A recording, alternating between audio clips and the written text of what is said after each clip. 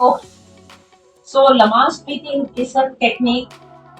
It is a breathing technique which we have adapted during contractions, in which we have divided the stages of labor into three stages. Okay?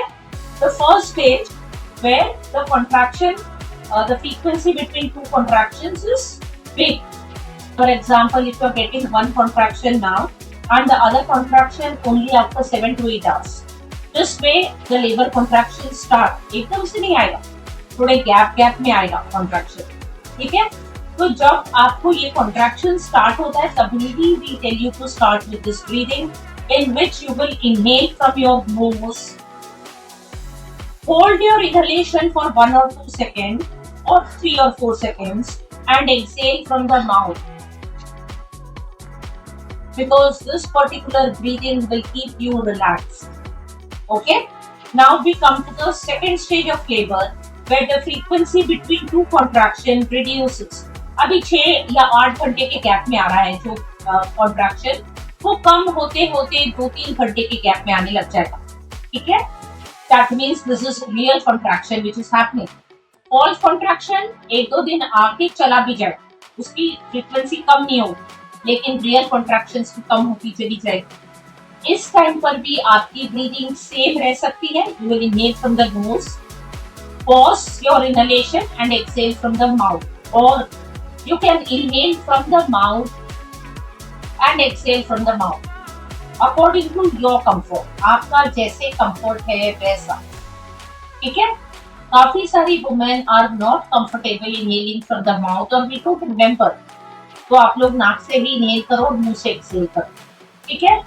Then we come to the third and the last stage of labor, which is active labor, where in every half an hour you are getting the contractions. Okay? And you are ready to go to the hospital. You are into the hospital and in the labor room, जहाँ पर आपका contraction 45 minute से आधा घंटा हो गया, आधे घंटे से 15 मिनट हो गया, 15 मिनट से 10 मिनट, और अब हर 5-5 मिनट में आपका contraction आ रही है. The doctor is able to see the head of the baby and she is telling you to push the baby. When the contraction comes, that is the time when you have to push with exhalation. ठीक है? Exhalation के साथ push करोगे तो आपको थकान नहीं होगी और आराम से बेबी भी बाहर आएगा. At that time, your breathing pattern will be short inhalations and thoracic inhalations. Continuous exhalation 3-4 बार. ठीक है? I will tell you the reason now. When we get tired, what is our inhalation pattern? हम deep inhale कर लेते ना.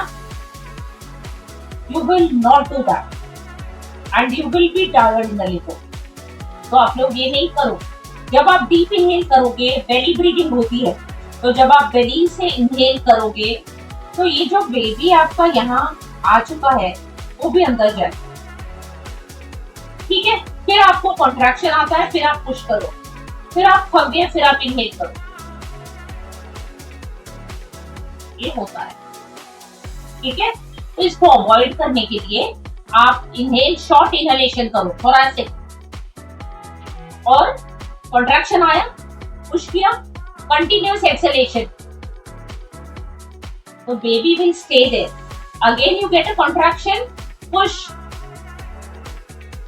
बीच में जो inhalation है वो आपका body करता रहेगा आपके लिए. Inhalation doesn't stop. It will happen. In case after 2-3 contractions you're very tired, you want to take a deep breath in, no problem, you take.